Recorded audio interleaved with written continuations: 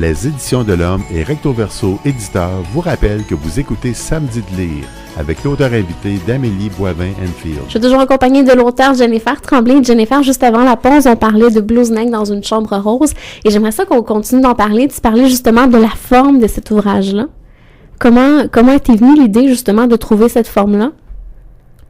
Je sais pas, hein. Ah non? Comment vient une idée? Écoute, je devais être en train d'écouter Vincent Vallière, puis je sais pas, peut-être de boire un peu de vin rouge, puis tout à coup, ça surgit. C'est en travaillant que les idées arrivent, puis à la fin, on sait plus quand les idées sont arrivées, de quelle manière, pourquoi, on sait plus. Est-ce que tu commences avec un plan? On me lève devant soi, puis jamais. Tu te laisses guider?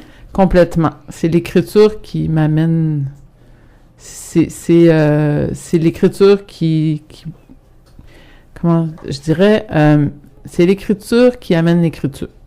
C'est en écrivant que tout surgit, et quand ça surgit, tout à coup, ça devient stimulant, encore plus le goût d'écrire, et là, ton imagination s'ouvre complètement. C'est pour ça que c'est important pour moi de m'isoler, pour que ce fil-là soit pas coupé à tout moment. Tu sais, qu'une fois que j'ai attrapé le fil, je puisse le garder entre mes mains, puis le suivre. Et là, ça m'amène quelque part, mais pourquoi les choses surgissent et comment, je m'en rappelle jamais.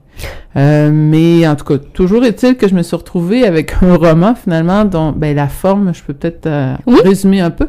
Finalement, le temps du roman, c'est 1 minute, hein, parce que Fanny est sur la grève, elle est chez ses parents à Gaspésie, elle fait un feu au coucher du soleil, elle brûle 3 cahiers. Et il flambe, le feu s'éteint, puis c'est terminé. Mais moi j'ai décidé d'ouvrir ces 3 cahiers-là. Mm-hmm. Un cahier qu'elle a écrit à Saint-Benoît-du-Lac, un cahier qui est le plus long, qui est très long, un plus petit cahier qu'elle a écrit à Montréal et un autre qu'elle a écrit à Rivière-au-Nord, en Gaspésie. L'idée, c'est qu'elle écrit ces cahiers-là en quelques jours, mais elle raconte plusieurs mois, les mois qui viennent de passer dans son cahier. Donc, à chaque fois, il y a un retour en arrière. Puis là, on la sent, quand elle écrit son cahier, comme campée dans un état d'âme, puis une espèce de regard, je dirais une opinion sur ce qui vient de se passer, puis on sent qu'elle veut prendre des décisions, qu'elle veut changer les choses, etc. Et quand on ouvre le cahier, le 2e et le 3e cahier, on sent qu'elle évolue, que c'est plus pareil, qu'il s'est passé des choses qui l'ont un peu changé. Et c'est ce que je voulais faire. J'ai beaucoup travaillé sur le temps, c'est-à-dire sentir qu'elle évoluait, mais pas au jour le jour. Je voulais pas que ce soit dans un journal. Je voulais pas que ce soit elle qui exprime ces changements, qui dise bon, je suis plus comme avant, je vois plus les choses comme avant, mais que ce soit le lecteur qui le constate. Qu'on le sente, oui. Qu'on le sente. Et j'ai aussi beaucoup travaillé les temps de verbe. Je sais pas si tu as remarqué, mais on parle sans arrêt du passé au présent. Même dès le début. Parce qu'elle ne sait pas si elle doit en parler au passé ou si c'est encore vrai ce qu'elle raconte. Elle ne le sait pas. Donc, c'est toujours en alternance. Puis quand j'ai donné mon manuscrit au révisage, j'ai dit « Corrige-moi pas mes temps de verbe, là, il n'y a pas d'erreur. » Je les ai examinés à la loupe. Si tu as l'impression que c'est des erreurs, c'est volontaire. Je passe sans arrêt du passé au présent. Donc, c'est un peu le travail que j'ai fait sur la forme, si tu veux. Mais au départ, ça ne devait pas être un roman? Ça devait être, je crois, peut-être une pièce de théâtre? J'y ai pensé, je me baladais avec cette histoire-là, ces personnages-là, tu sais, plus des amorces de personnages et une amorce d'histoire. Je savais que c'était une histoire d'amour, mais le théâtre, j'aurais pas pu, au théâtre, jouer autant avec le temps, puis aussi avec les lieux. Il me semblait qu'il fallait qu'ils voyagent, mes personnages. Et au théâtre, on est très limité. C'est vraiment un art de contrainte et c'est fascinant. Mais le roman, c'est l'art de la liberté. C'est le total opposé. Hein. On peut avoir autant de personnages qu'on veut, autant de lieux qu'on veut. C'est vraiment la liberté. Alors, je me suis dit non, finalement, c'est un roman. Et souvent, en lisant, moi, je me disais, Fanny, vas-y, réveille-toi, sors-toi de cette relation-là. On dirait qu'on a envie de la secouer. Mais non, mais c'est parfait parce qu'elle évolue à travers cette relation-là. Elle voyage, elle se met à écrire. Tu sais, la chanson qu'elle écrit en Suisse, là, dans un parfait désespoir, ça devient un hit. C'est pas pour rien, hein, que j'ai fait en sorte que cette chanson-là, précisément, qu'elle écrit comme au pire moment de la relation, ça devienne un succès. C'est fait exprès parce que je pense que ce qu'on vit de pire nous apporte aussi... il faut que ce qu'on vit de pire nous apporte aussi comment je dirais, qu'on ait le revers de la médaille. Tu sais.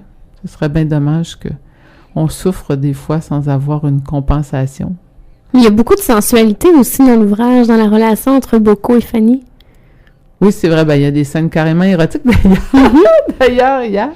Je suis passée devant la vitrine d'une librairie et il y avait mon roman dans la vitrine sur une petite tablette et juste à côté, il était vraiment jumelé, c'était le Kama Sutra, un Kama Sutra avec une couverture rose. Il était côte à côte. Ça m'a fait beaucoup rire. Oui, il y a des scènes érotiques, mais j'en ai coupé, là, parce que l'éditeur m'a dit, il y en a un peu trop de Jennifer Martin Balthazar chez VLB. Puis là, quand je les ai coupés, il y a des filles qui m'ont dit, non, pourquoi t'en as coupé? On en voulait encore. Ben, tu vois, en tout cas, faut pas écouter tout le monde. Peut-être j'aurais dû les garder, je sais plus. Mais il y en a quelques-unes, là, assez pour que ça vaut 20 $. Non, mais c'est vrai, ça faisait du bien. On s'attend pas vraiment à ça quand on commence l'ouvrage. Puis finalement, on est comme surpris. Ah, parce qu'on est au monastère. Oui, c'est ça. Ben oui, j'ai fait exprès aussi le contraste. Ce qui lie le monastère à l'amour, à la musique, c'est le côté rituel. Il y a des rituels, des façons de faire, des étapes. Et c'est comme ça dans la relation entre Fanny et Bobo Ako. Il y a un rituel quand tu viens la voir.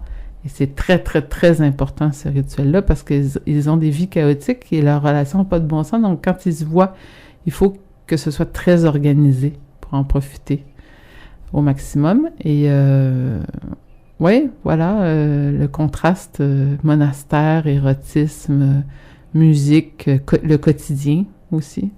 Laver des légumes, faire cuire une tarte. Très important dans le roman. Et j'aimerais ça qu'on parle rapidement, parce que le temps file, j'aimerais ça qu'on parle un peu des éditions La Bagnole.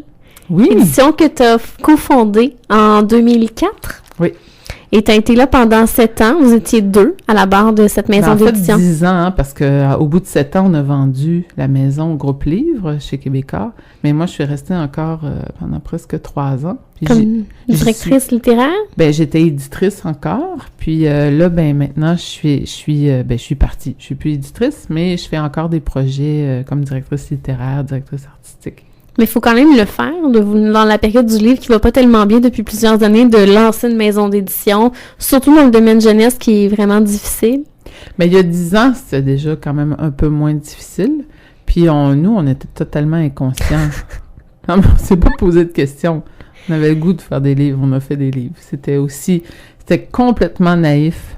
Complètement naïf. Puis ça a été une bonne chose.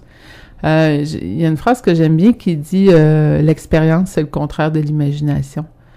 Tu sais, des fois, quand on en sait trop, là, on se limite, on se met des barrières. On a peur? On a peur. Quand on sait rien, on avance. Puis on évolue beaucoup. Et tu as écrit plusieurs albums pour enfants? Oui. Écoute, je dois être rendue à, je sais pas, peut-être 7-8 titres pour les enfants. Je suis en train d'adapter Roméo et Juliette pour les enfants. Qui va sortir cet hiver? Oui, en avril, pour la Journée mondiale du livre et du droit d'auteur. Je fais ça en collaboration avec Soulière Éditeur. Oui, j'aime beaucoup faire ça. J'ai adapté Maria Chapdelaine aussi pour les enfants, c'est illustré par Francesc Rovira, qui est un ami espagnol. Et je pense pas que la littérature jeunesse, ce soit vraiment... la littérature jeunesse, oui, c'est mon domaine dans le sens... tu sais, l'éditrice en moi adore la littérature jeunesse. J'ai autant de plaisir à lire un album, n'importe quel album, que de lire un roman adulte. Ou c'est vraiment... Ça prend une grande, grande place dans ma vie. Mais moi, comme auteur, je sens pas nécessairement que c'est ma fibre la plus solide d'écrire pour les enfants. Ah non? Non, tu sais, je peux le faire. Si j'ai une idée, je vais le faire, mais je sens pas que c'est... Parce qu'il y en a qui sont tellement... il y a des auteurs qui sont tellement formidables, qui ont tellement des idées extraordinaires. C'est un métier écrire pour les enfants. Quand j'étais à l'UQAM, on parlait de la littérature jeunesse comme de la paralittérature. Tu sais, c'était un peu snob. Et c'est pas de la paralittérature du tout. Ça a évolué depuis. On n'oserait plus en parler de cette manière-là. Ça a tellement évolué, les mentalités, par rapport aux auteurs de littérature jeunesse.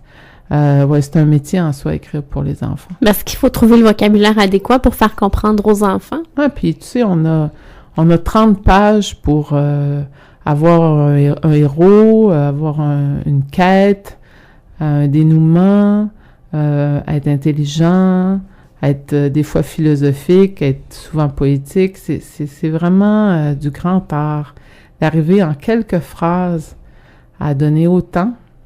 Puis ensuite, la collaboration avec l'illustrateur, tout ça, si on veut vraiment faire de beaux albums, tu sais, il faut prendre le temps. Mais j'adore diriger les auteurs et les illustrateurs. C'est vraiment une passion. Et tu le fais encore? Je le fais encore, oui. Oui, je prépare plein de livres encore pour les 2 prochaines années aux éditions de La Bagnole à titre de directrice.